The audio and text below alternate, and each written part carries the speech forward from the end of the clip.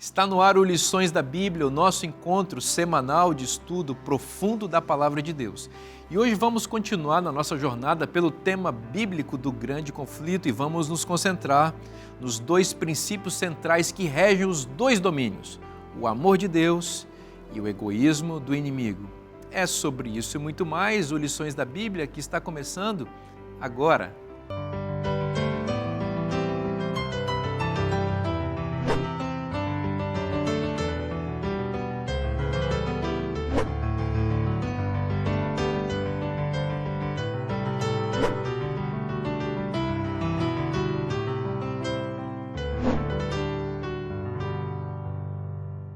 Este é o Lições da Bíblia, o nosso encontro semanal de estudo profundo da Palavra de Deus.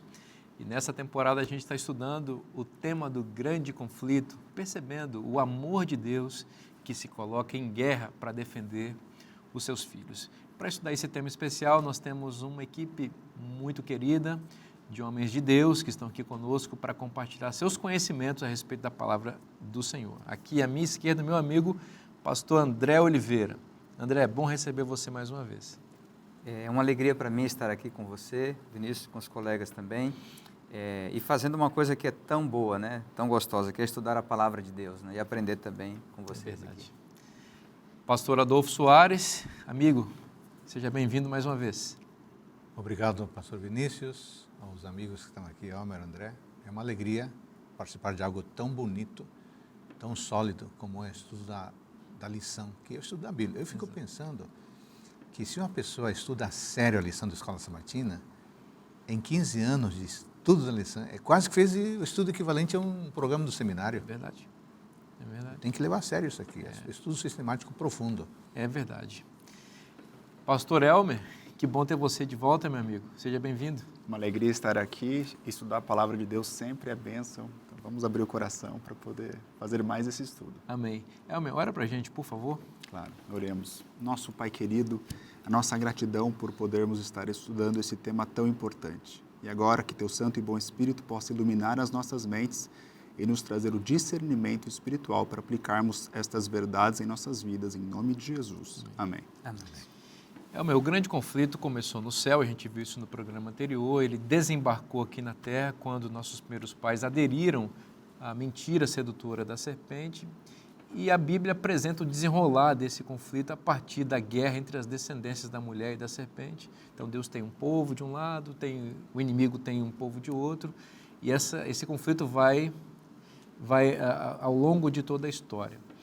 Existe um ponto do conflito que é muito importante, e até é interessante mencionar que é a partir desse ponto que o livro Grande Conflito de Ellen White inicia a sua narrativa, né? Lembrando que o livro Grande Conflito é o final de uma série, chamada também Série Conflito, em que toda a história é narrada. Mas aqui nesse livro começa a partir da destruição de Jerusalém, que é um ponto muito importante da história, em que um evento um evento violento, catastrófico, né, acontece com o povo de Deus e que tem implicações proféticas, inclusive, que nos alcançam até hoje, né? Quem sabe a gente poderia ler o texto de Mateus, capítulo 24, em que Jesus está no seu sermão profético, falando sobre a destruição do templo que viria. Vamos ler só o verso 2 e o verso 3. A palavra de Deus diz assim, Mateus 24, 2 e 3, Ele, porém, lhes disse, não vedes tudo isto? Em verdade vos digo, que não ficará aqui pedra sobre pedra que não seja derribada. Verso 3, no Monte das Oliveiras, achava-se Jesus assentado quando se aproximaram dele os discípulos em particular e lhe pediram, dize-nos, quando sucederão estas coisas e que sinal haverá da tua vinda e da consumação do século. Para a leitura aqui, é interessante, Vinícius, que aqui Jesus, ao explicar sobre os sinais de sua vinda, o desfechamento do grande conflito, ele mistura com a destruição de Jerusalém, que aconteceu no ano 70. Obviamente, foi um momento muito tênue, muito catastrófico para o povo de Deus, em virtude justamente para o que Jerusalém e o templo significam. No imaginário do povo de Deus, obviamente, tinha um exílio onde aquele templo de Salomão já havia sido destruído. E agora Jesus, ao direcionar a sua palavra, a sua orientação para os seus discípulos, ele olha para aquele templo reconstruído por Herodes, templo magnífico, grande, que agora ele iria falar. E aqui é interessante notar que Jesus, quando fala isso, ele fala com dor no coração, mas ele fala estas exortações justamente baseado de que a destruição do povo do templo e, obviamente, dessa destruição de Jerusalém não era o plano de Deus no sentido que Deus mandou essa destruição, o mal, para cima do povo da aliança. Mas, obviamente, o povo da aliança se afastou dos caminhos de Deus. E daí, quando ele se colocou fora do cuidado da proteção de Deus, as consequências vieram naturalmente e foram instrumentalizadas pelo Império Romano. Muito interessante, porque você disse, né? Jesus, no sermão profético, ele menciona a destruição do Templo de Jerusalém, mas ele também adiciona elementos a respeito do fim dos tempos, né? Então, ao olhar para a destruição do templo, que foi uma catástrofe gigantesca para o povo de Israel, insights de revelação profética são proferidos para nos sinalizar a respeito da consumação de todas as coisas, o fim desse mundo e a volta de Cristo, né? Agora, Jesus, ele não fez isso, como você mencionou, ele não fez isso sadicamente, ou seja, gostando daquilo do que viria. Jesus estava consternado com essa situação terrível do povo, né, pastor?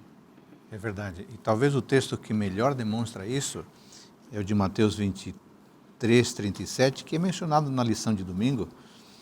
Jerusalém, Jerusalém, você mata os profetas e apedreja os que lhes são enviados. Quantas vezes eu quis reunir os seus filhos, como a galinha junta os seus pintinhos debaixo das asas, mas vocês não quiseram. Há dois aspectos aqui bem contrastantes. O primeiro é a percepção que Jesus demonstra em relação a Jerusalém. A Jerusalém, que eles chamavam de santa, Jesus chama com dor no coração de assassina de profetas. A Jerusalém que eles tanto exaltavam, Jesus diz que eles perseguiam os profetas que eram enviados. A Jerusalém que tantas vezes ele acolheu embaixo das suas asas, como a galinha acolhe os pintainhos, vocês não me receberam. Então, aí volta para o tema da liberdade. Diz, vocês não quiseram. Porém, mais do que acusar Jerusalém, o que salta no texto é o carinho de Deus por Jerusalém e por todos nós. Nessa figura linda, nessa metáfora, nessa imagem preciosa de uma galinha que cuida dos seus pintainhos. É assim que Deus age com seus filhos, mesmo quando eles o rejeitam. E aí eu vou para João capítulo 1, versículo 1, versículo 11, veio para o que era seu e os seus não receberam. Temos que ter cuidado na compreensão desse texto. Facilmente podemos atribuir a rejeição de Jesus apenas a um grupo étnico, historicamente localizado. É claro que Jesus estava em Jerusalém, mas quem é da propriedade de Deus? É só Israel? Não, Senhor. É o mundo todo. Tanto é que o verso 4 diz, a vida estava nele e a vida era a luz dos homens, da humanidade. Todos nós, fazendo uso da nossa liberdade, infelizmente, não recebemos Jesus em nossa vida. E aqui é um apelo pessoal. Não acusemos o vizinho que não recebe Cristo. Não acusemos o filho que se afastou, a esposa que me faz a vida impossível. Eu sou responsável pela minha postura em relação a receber ou não receber Jesus Cristo. É fácil dizer, o fulano fez isso, tal nação fez aquilo. Aqui não há espaço para acusação ou para depositar no outro a culpa da minha rejeição. O apelo de Cristo, o quebrantamento do coração de Cristo em relação a cada um de nós que o rejeitamos, não como nação, mas como sujeito, como indivíduo. É verdade. É interessante que esses textos bíblicos, aí, como o de Mateus 23, 37, que foi mencionado pelo Adolfo, ele mostra que Deus não tem prazer na morte dos pecadores. Por quê? Porque Deus nos ama. Ele chora até pelos seres humanos que estão longe dele, né? Porque ele conhece as consequências do pecado. Lá em Ezequiel capítulo 33, 11, a palavra de Deus diz assim, tão certo como eu vivo, diz o Senhor Deus, não tenho prazer na morte do ímpio. E aqui o ímpio é o ser humano, né? Não apenas do povo específico de Deus, mas em que o ímpio se converta do seu caminho e viva. Convertam-se, ele diz, convertam-se dos seus maus caminhos E aí ele faz o apelo assim desesperado, né? Por que vocês haveriam de morrer, ó casa de Israel, né?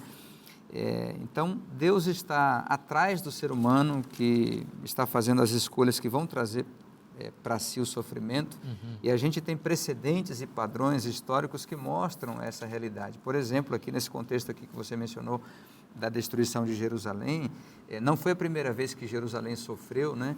E as pessoas sofrem por suas escolhas. Então, você teve, no tempo do Antigo Testamento, em 722, um exílio por meio da invasão assíria. Depois você teve em 586 a destruição do Templo de Jerusalém, a primeira destruição do Templo de Jerusalém, e é interessante que as causas estão em paralelo, são as mesmas causas, e quando Jesus fala em Mateus 24 que tudo seria destruído, né, isso não seria por acaso também, as escolhas do povo, né? E qual foi a escolha essencialmente que levou à destruição também no ano 70? Foi a escolha de achar que a força era fraqueza e achar que a fraqueza era força. Qual que era a força esperada pelo povo de Deus naquele tempo? Era uma libertação política, militar, né? Ou seja, ser libertada do domínio dos romanos. E quando eles viram um nazareno, um pregador galileu, que era um homem simples, humilde, pregando, né, e oferecendo a libertação do pecado, o perdão, a salvação, eles entenderam que ele era muito fraco, que ele não poderia resolver o seu problema, né? E por isso acabaram desprezando Jesus, e aí a gente tem até um clamor do povo, né? Deixe que o sangue dele caia sobre nós, né? E é interessante que essa atitude ela vai se repetindo ao longo da história, porque hoje a gente às vezes se apega, o ser humano se apega a poderes políticos, né? Acha que a libertação vai ser trazida por um político, um líder humano, né? Sendo que Jesus Cristo é realmente a solução, é o que vai nos ajudar a vencer e vai evitar em nossa vida a tragédia, né? E a tragédia maior é você perder a salvação que ele oferece, né? É interessantíssimo isso que você falou, você confundir a força com fraqueza e a fraqueza com força, e acho que Paulo deixa uma lição muito linda, ele fala que quando ele é fraco, aí que ele é forte, ele entendeu de fato essa dimensão. Talvez aquele povo olhasse para as muralhas da grande cidade, a cidade de Davi, olhasse para a esplendorosa obra de Herodes daquele templo e pensasse, isso aqui nunca, né, vai ser destruído, ou então esperasse um Messias que fosse mais um guerreiro político do que um servo sofredor. E aí quando você tem essa expectativa quebrada, você vê justamente que ele veio para os seus e os seus não receberam, né? E quando a gente fala da destruição de Jerusalém, é bom lembrar que estamos conectando isso com o trato que Deus tem com as pessoas no grande conflito. E qual é o trato de Deus com as pessoas no grande conflito? É o texto ao qual já nos referimos, de Ezequiel 33:11. Não tenho prazer na morte do ímpio, mas em que o ímpio se converta do seu caminho e viva. Às vezes nós temos dificuldades com o processo disciplinador de Deus.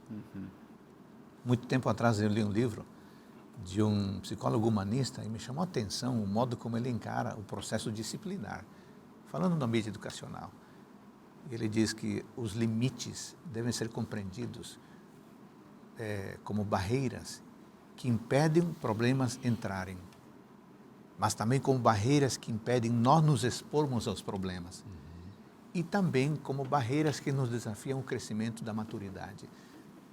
Um dia eu vou fazer, conscientemente, com responsabilidade.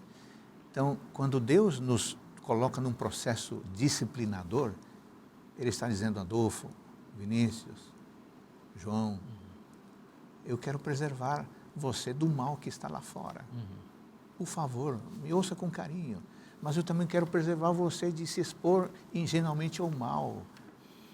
Mas vai chegar um momento em que você, com a minha lei na sua mente, você será maduro o suficiente para saber conduzir a sua vida de modo autônomo. A criança, nós aqui todos somos pais, a criança vai da heteronomia, a lei dos outros, para a autonomia, a minha lei. Esse é um retrato do desenvolvimento humano. E Deus, então, nos concede a liberdade do exercício dessa autonomia que Ele gostaria que fosse plena. E um dia será plena, pela graça de Deus, no mundo renovado, onde todos conheceremos, por experiência, que não vale a pena o exercício desmedido, irresponsável da liberdade que Ele nos concedeu. E é bom lembrar também que a destruição de Jerusalém e do templo, eles também de alguma maneira, colaboram para que a perspectiva bíblica da nova aliança ficasse cada vez mais evidenciada na mente de todas as pessoas, especialmente dos cristãos. Imagina, você com um templo construído, uma cidade ali de pé e com os ritos em curso, talvez isso contribuísse para desviar a atenção das pessoas para o verdadeiro santuário que não foi erigido por mãos humanas, mas que está no céu, no qual Cristo entrou depois de sua morte e ressurreição, de onde ele administra, de fato, a história da redenção e nos recebe para transformação de nosso caráter e envio da nossa vida para salvar outras pessoas. Então, é claro que não foi Deus que projetou o mal, Deus ama o povo judeu, ama seus filhos e não rejeitou o seu povo, porque ele tem uma aliança perpétua com seus filhos. Mas a realidade é que, como vocês colocaram, ele permite muitas vezes o mal e o sofrimento, como foi com o caso dos judeus e pode se aplicar também aos sofrimentos particulares que enfrentamos, com o objetivo de ampliar a sua revelação em nossa vida. Vamos pensar em nós mesmos e nas nossas dificuldades, no nosso sofrimento. Como é que a gente sai delas? Em geral, a gente sai com a percepção mais aguçada a respeito do amor de Deus, da realidade, das outras pessoas. Mesmo que nós não gostemos do sofrimento, depois dele nós temos sempre um aprendizado melhor e ampliamos a nossa visão sobre as coisas, né? Agora, é interessante que enquanto o sofrimento é experimentado, a gente tem dificuldade de conciliar, né? E como lidar com isso, né? Então, eu até anotei aqui algumas categorias de sofrimento que a gente experimenta como seres humanos. Tem um sofrimento que é resultado do pecado, como resultado natural da operação das leis divinas, causa e efeito e tal, né? Ação ou permissão de Deus, como a queda lá no Éden, né? Foi uma escolha. Mas tem um sofrimento como resultado do pecado por intervenções sobrenaturais de Deus que afetam o seu povo, como, né, o dilúvio, enfim, e outras situações. Agora, você tem também um sofrimento como resultado do pecado, que é a intervenção sobrenatural do diabo, né, do inimigo de Deus, dos seus instrumentos, né, a manipulação das pessoas, por exemplo, do mundo natural. Tudo isso produz sofrimentos, né, tanto sobre os bons como sobre os maus também, né? Ou seja, mas tudo é permitido por Deus e é dirigido por Deus, mas a gente não entende enquanto está sofrendo essa realidade, porque a gente começa a ver, por exemplo, que há diferenças no sofrimento de pessoa para pessoa. Por exemplo, a questão da intensidade, uns sofrem mais, outros menos. Então, como você achar que Deus é justo e amoroso diante disso? Para uns o sofrimento dura mais, para outros dura menos, né? A injustiça do sofrimento, porque às vezes os bons sofrem e os maus prosperam aparentemente, né? Então, e Deus traz o sofrimento às vezes, e às vezes Ele permite. Então, tudo isso aí vai trazendo uma confusão para a cabeça das pessoas, né? Será que Deus poderia evitar? Claro que Ele poderia. Haveria uma estratégia mais sábia para lidar com tudo isso, né? A gente pensa em várias questões que envolvem sofrimento, né? Mas Deus é mais sábio, né, do que nós. Eu gosto de pensar que a prova e o sofrimento é muito semelhante ao momento da prova na sala de aula mesmo. O pastor Adolfo, que é um grande professor, e vocês são professores também. Eu me lembro quando eu era professor, e também quando eu era aluno, que eu nunca aprendi tanto como nos momentos da avaliação, em que havia silêncio absoluto, em que eu me debruçava sobre um texto, sobre uma folha, e concentrava toda a minha atenção ali. E a prova me fazia, não só avaliava meus conhecimentos, mas era uma oportunidade de aprender mais. E o grande pedagogo divino, ele sabe usar todos os instrumentos possíveis para nos fazer aprender coisas que, de outra maneira, talvez nós não aprendíamos. Eu acho que o sofrimento é um desses instrumentos pedagógicos de Deus que Ele usa, às vezes, como último recurso para nos ajudar a crescer e aprender. Aconteceu isso com a destruição de Jerusalém, acontece isso ao longo da história, no grande conflito, e acontece isso na nossa vida particular. Vamos aproveitar essas oportunidades que Deus nos dá e aprender com Ele sempre. A gente vai fazer um intervalo bem rapidinho, não sai daí, o programa volta já já.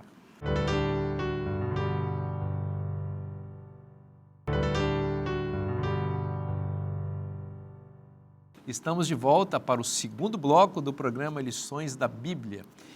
Falando em Bíblia, eu tenho uma recomendação especial para você. Na verdade, é um super lançamento da Novo Tempo, de uma nova edição da revista Esperança, e agora com o título Eu Creio.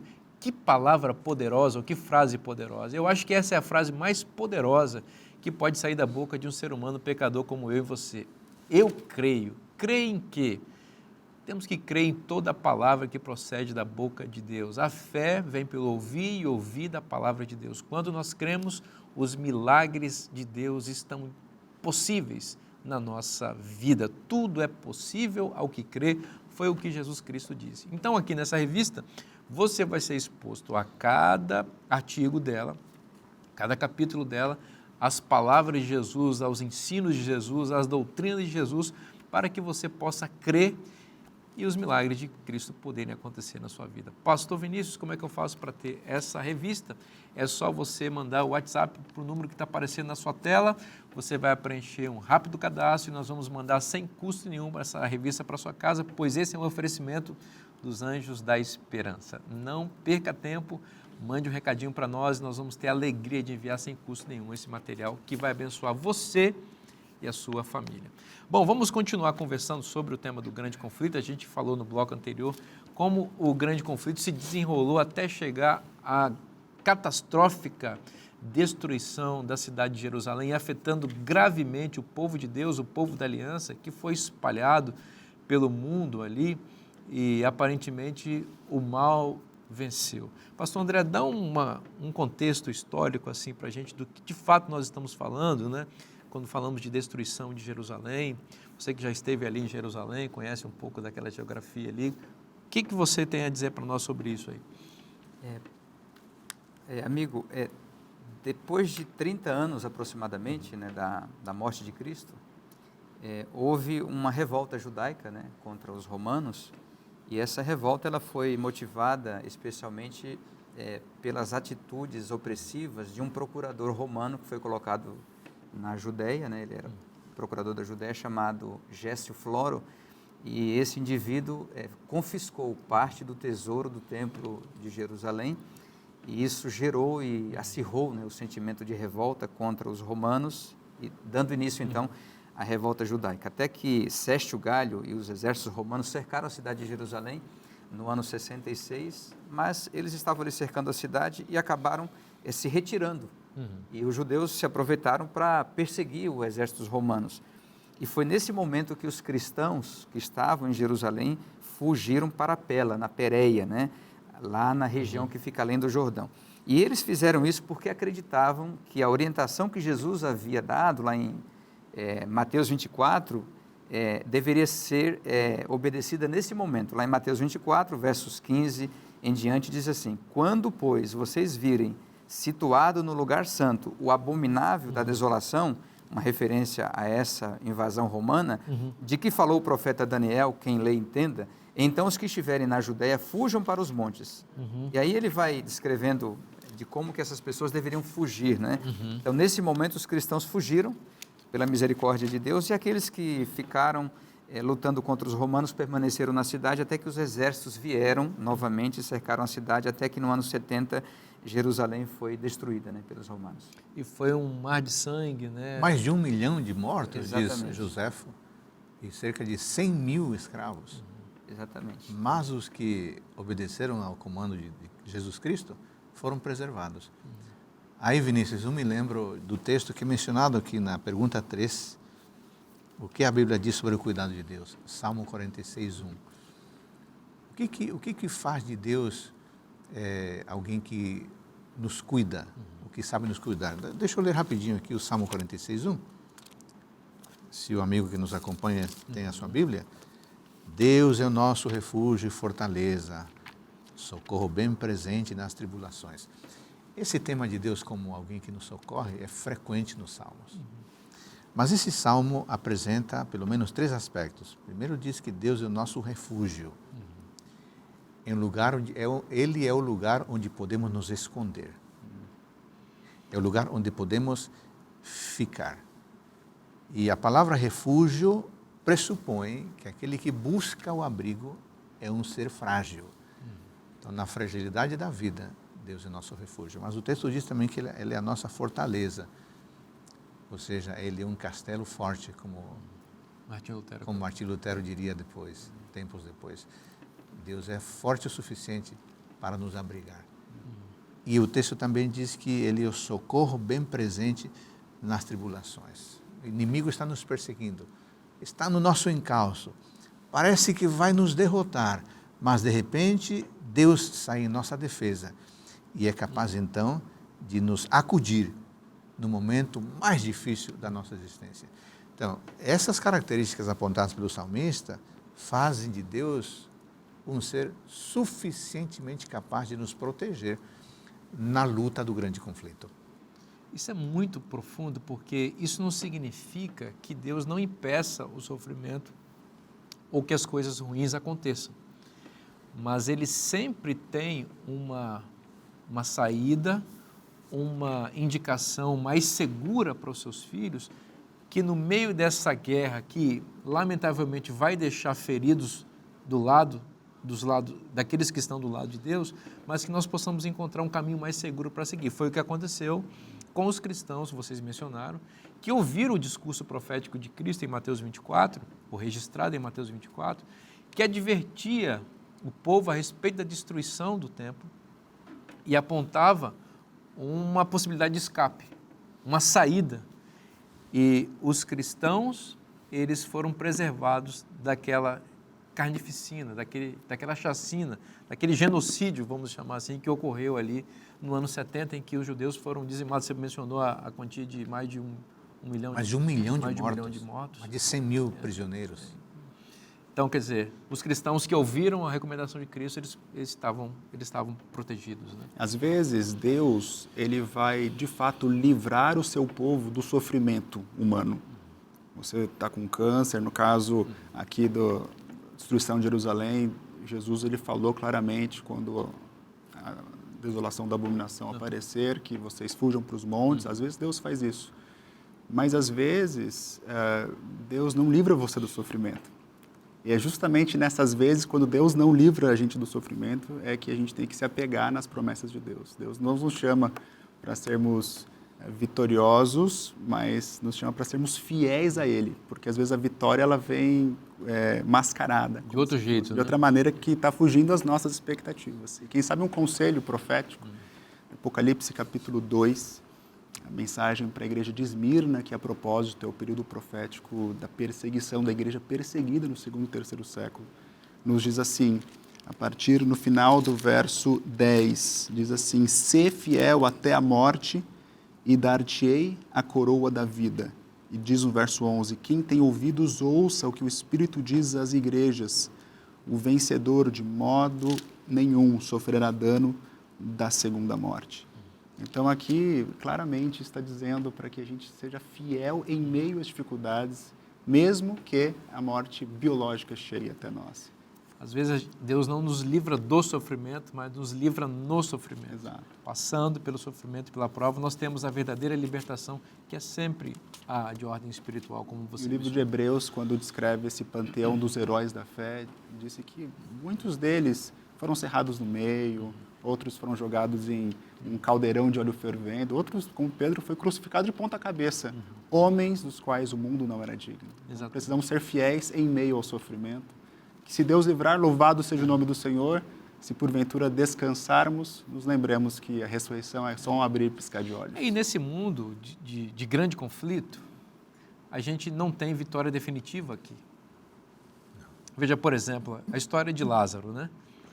Lázaro foi ressuscitado por Jesus, que coisa extraordinária, mas depois morreu de novo. Ou seja, mesmo quando Cristo faz milagres e beneficia seu povo aqui, essas coisas ainda são parciais e são provisórias.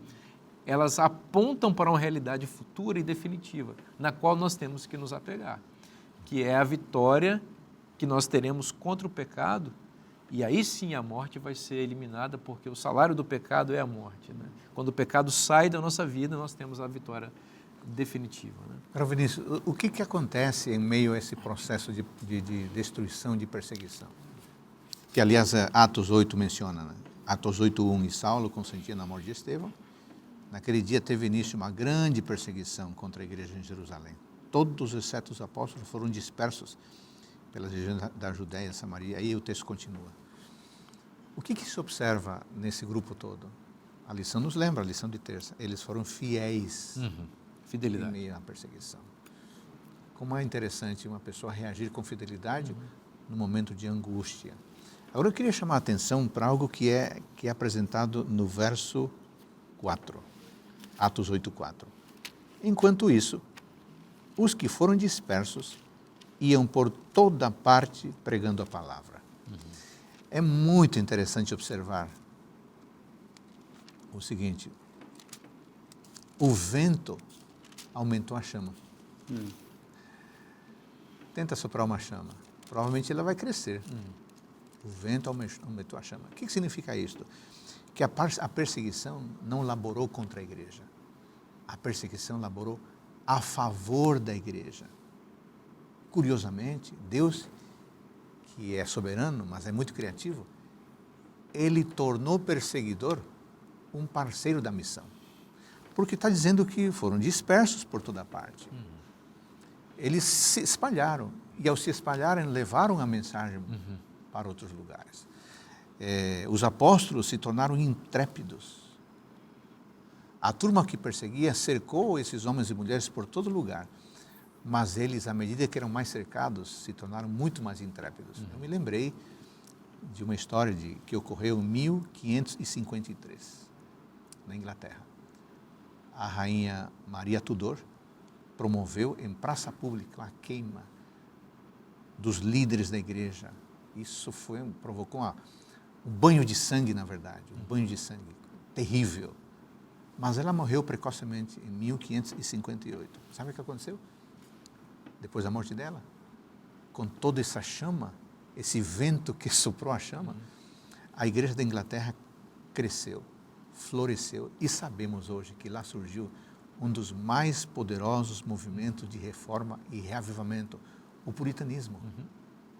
Então Deus usou o fragor da batalha para fortalecer o seu movimento.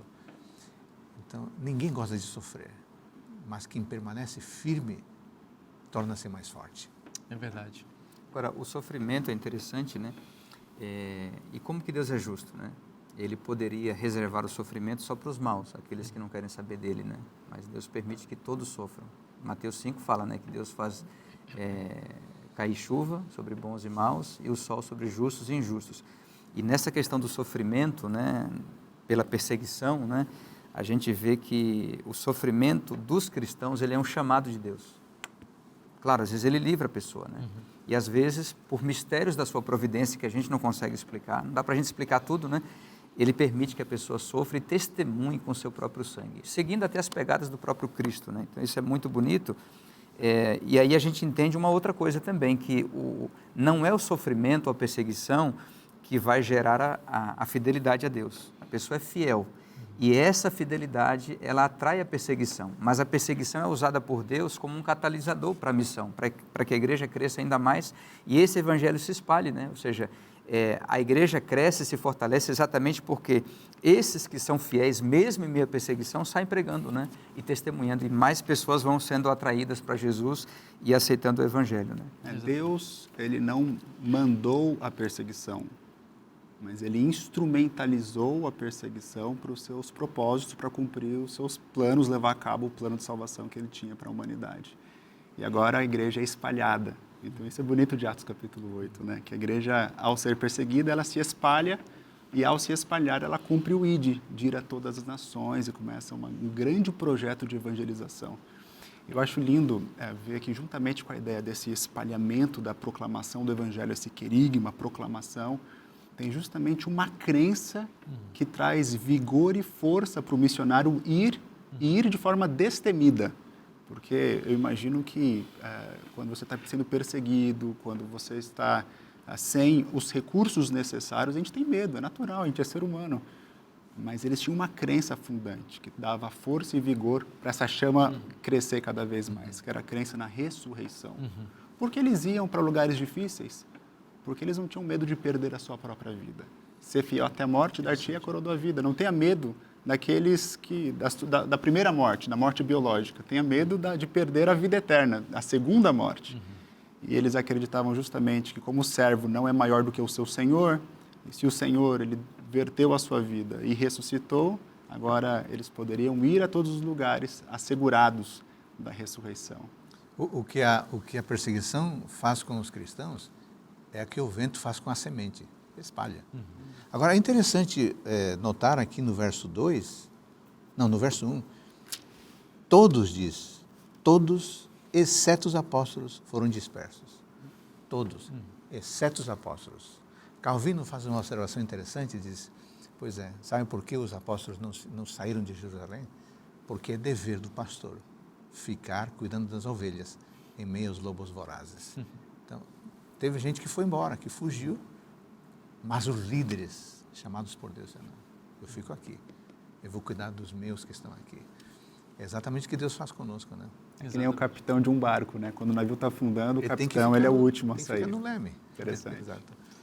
E a igreja de Jerusalém permaneceu viva também com a presença dos líderes ali, né? Correto. E depois esses mesmos irmãos dispersos, outros que foram evangelizados, também puderam acudir à igreja que sofreu posteriormente, depois, a partir do ministério do apóstolo Paulo, né?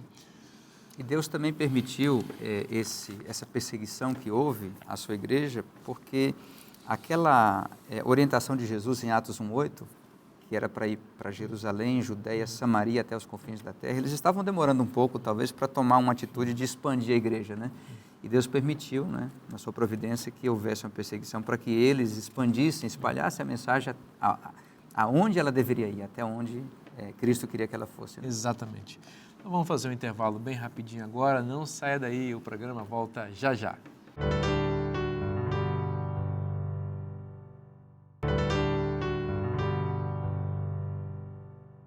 Já estamos de volta aqui agora para o último bloco, para continuar estudando com você a Palavra de Deus.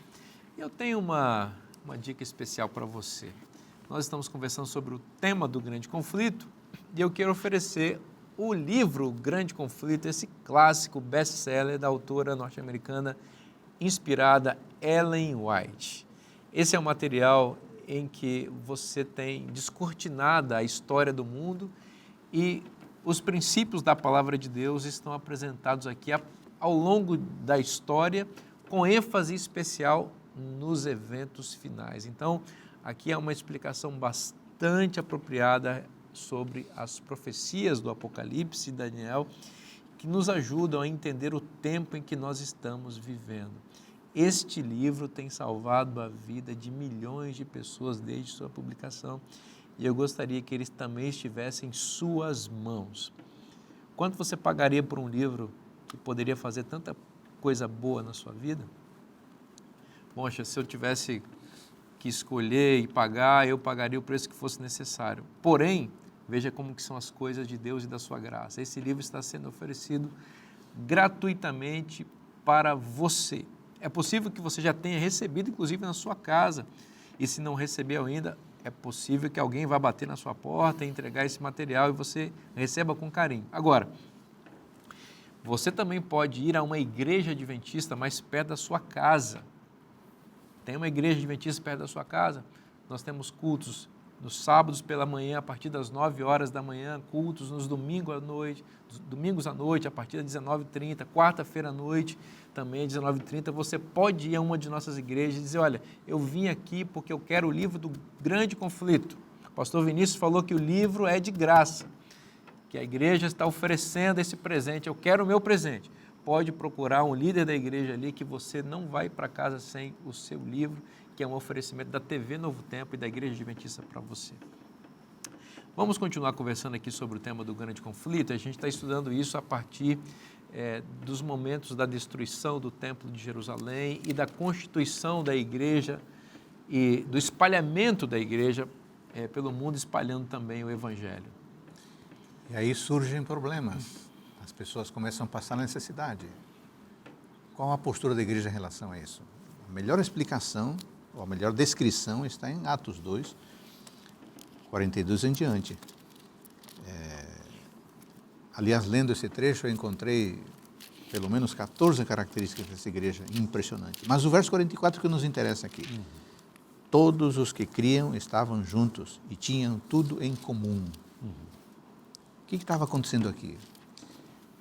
Ou havia problemas, as pessoas estavam passando necessidade, e aqui é dito que, ou é sugerido, que se estabelece uma nova economia cristã. Mas antes de alguém começar a fazer algum raciocínio estranho, Vamos deixar bem claro que não se trata aqui da instituição de um socialismo cristão, como alguns defendem. Claro que não. Ao que parece, é a continuidade da bolsa comum, da qual se fala lá em João capítulo 12 e em João capítulo 13. Agora a pergunta é a seguinte: por que esta atitude foi assumida? Por que eles tinham tudo em comum? Todos os que criam estavam juntos e tinham tudo em comum. Por quê? Duas razões são evidentes na narrativa. Primeiro, o amor recém-descoberto por Cristo fazia com que eles amassem o próximo. E o segundo ponto, talvez, é porque eles tinham tanta expectativa na segunda vinda de Cristo, que eles instauraram um cristianismo vivo, prático.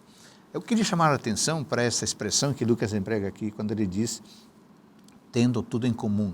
Ele, em grego, a língua original do texto, Lucas emprega o tempo imperfeito, indicando que essa era uma prática comum, contínua, recorrente. Não era um papel que eles estavam desempenhando naquele momento. Pontual. Exato. Era assim que eles viviam. Talvez eles estavam lembrando também a prática de Cristo com o jovem rico. Vai, vende tudo o que tens. Isso é um lembrete para nós também.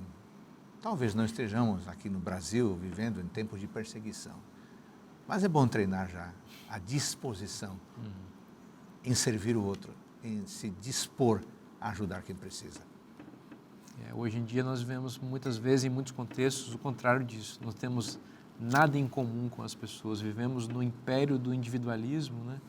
Em que nós olhamos só para nós mesmos e, às vezes, para quem está mais perto de nós, que pode nos beneficiar. A verdade do Evangelho na prática leva a uma vida em comunidade, em que nós nos preocupamos com as pessoas e compartilhamos nossa vida com elas e estamos dispostos a servi-las, seguindo o mandato de Cristo. Né? E é interessante que a gente, olhando para o texto bíblico, nesse capítulo 2 de Atos aí, que foi bem explicado pelo pastor Adolfo aqui, ele mostra por que realmente ocorreu esse fenômeno, né, dessa comunidade amorosa, né? O começo do capítulo 2 de Atos mostra o quê? O derramamento do Espírito Santo, né? Algumas pessoas pensam que a evidência de que elas têm Deus ou de que têm o Espírito Santo é, por exemplo, sem crítica aos nossos amigos, aos nossos irmãos amados, mas eles acham que é falar em línguas, por exemplo, que foi o que aconteceu ali, né? Mas esse Espírito Santo, ele foi derramado no coração das pessoas e, acima de tudo, o que ele derramou no coração delas foi o amor. Esse amor que é o fruto do Espírito Santo, lá em Gálatas 5:22, né? Lá em Romanos 5:5, Paulo fala, ora, a esperança não nos deixa decepcionados, porque o amor de Deus é derramado em nosso coração pelo Espírito Santo que nos foi dado. Ou seja, o Espírito Santo, quando ele chega, ele derrama o amor. É claro que ele traz os dons também, né? Para que a igreja possa trabalhar com habilidade, né? E lá em Colossenses 3:14, Paulo fala, acima de tudo isto, porém, esteja o amor, que é o vínculo da perfeição. E como ele é derramado pelo Espírito Santo, a gente vê que isso é a evidência de que Cristo está conosco e de que ele está na igreja. Lá em João 13 ele fala, nisto conhecerão que vocês são meus discípulos, se vocês tiverem amor uns aos outros. E eles estavam exatamente demonstrando esse amor aqui. E foi por isso que o Espírito Santo conseguiu converter milhares e milhares de corações, né? Não foi simplesmente porque eles falaram em outras línguas, mas porque eles tinham o Espírito Santo do amor de Jesus. E essas pessoas perceberam isso e foram tocadas por isso, né? E foram transformadas. Então, a revolução que a gente precisa hoje em nosso mundo, que vai gerar também esse espírito de comunidade, é a revolução do Espírito Santo, que é na força do Espírito Santo, não na força das armas. Porque esse tipo de revolução na força das armas vai gerar, na verdade, a opressão, é escravidão, é fome, é morte, é perseguição às pessoas, né? E o ateísmo também, né? Verdade. Interessantíssimo. Eu acho que volta para o nosso título desse estudo, né? Amor ou egoísmo. O amor é se servir o próximo, a necessidade do próximo. O egoísmo é se autosservir, se colocar em primeiro lugar. E voltando para o tema amplo do grande conflito, acredito que o inimigo de nossas almas, ele tinha um certo amor ao poder, e quando a gente vê Jesus Cristo, a gente vê o contrário, né? Ele mostra o poder do amor, que é servir, verter a vida em prol de outras pessoas. E quando nós aplicamos para a igreja, essa comunidade de pessoas amorosas, que vivenciam o amor do Senhor Jesus em seu coração, a gente vê que ela continua o ministério de Cristo. tríplice ministério de Cristo, descrito em Mateus 4:23, diz que Jesus ia por toda a Galileia, ensinando nas sinagogas, ou seja, ele ensinava, pregando o evangelho do reino, ou seja, ele pregava, e curando toda sorte de doenças e enfermidades dentre o povo. Então, ele ensinava, ele pregava e ele curava. É por essa razão que a igreja ela não tem só igrejas, ela tem escolas que ensinam, que educam, ela tem hospitais, clínicas que saram, que atendem às necessidades difíceis que o grande conflito impõe sobre as pessoas. O plano de Deus é restaurar o ser humano, a sua imagem, essa vida perfeita, que hoje é uma restauração parcial, mas obviamente quando Jesus voltar, aquilo que é corruptível se revestirá de incorruptibilidade, mas começa hoje já uma transformação. O sonho de Deus é que nós sejamos fisicamente saudáveis, mentalmente ativos, emocionalmente estáveis e espiritualmente íntegros. E esse sonho de Deus pode ser uma realidade hoje, não pelas nossas próprias forças, mas se apegando ao poder de Deus. Eu acho que você destaca esse texto, ele é muito rico mesmo, para a gente entender qual é a igreja de Deus hoje, para a gente não cair também em estratégias erradas do inimigo aí para arrebanhar as ovelhas de Deus. O texto diz que Jesus ensinava nas sinagogas, que você destacou, né? O ensino da palavra de Deus é uma das características da igreja de Deus. Então hoje a gente está vendo o ensino da igreja, da palavra de Deus, sendo substituído por palestras motivacionais, uma série de coisas que levam as pessoas, na verdade, a ter o seu ego inflado ou então a ter interesses outros, interesses pessoais em destaque, não o interesse da palavra de Deus. Aí a ênfase depois, Jesus pregava o evangelho do reino, não era qualquer evangelho, mas o evangelho eterno do reino de Deus, esse evangelho que não muda. E Jesus curava as pessoas porque a ênfase de Cristo está no benefício integral do ser humano. Então, eu acho que vale a pena destacar esse ponto conforme você mencionou, porque nos ajuda também a olhar com certo cuidado para tipos de cristianismo que nós temos hoje em dia, que não refletem a verdadeira mensagem bíblica. Né? Então, exatamente. E o que vemos em face diante da perseguição? 1 João 4:20 resume. 20:21. Se alguém disser amo a Deus, mas odiar o seu irmão, isso é mentiroso. Interessante. Os que não amam o seu irmão, a quem vê, não pode amar a Deus a quem não vê. E o mandamento que dele temos é este: quem ama a Deus, que ame também o seu irmão. Bom, o texto está dizendo que não há amor vertical se não houver amor horizontal. O texto também está dizendo, se você direciona o seu amor ao céu, ele é inconsistente. Se você não o direciona, à terra também.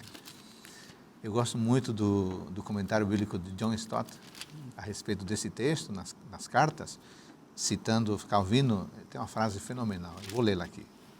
É uma falsa jactância quando alguém diz que ama a Deus, mas negligencia a sua imagem, que está diante dos seus olhos.